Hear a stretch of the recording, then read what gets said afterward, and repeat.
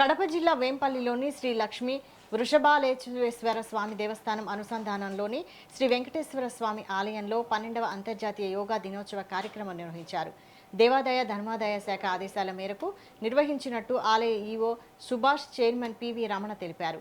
ఆలయ ప్రాంగణంలో ఉదయం మెగా మాస్టర్ ఉదయగిరి రామచంద్ర భక్తులతో యోగాసనాలు చేయించారు.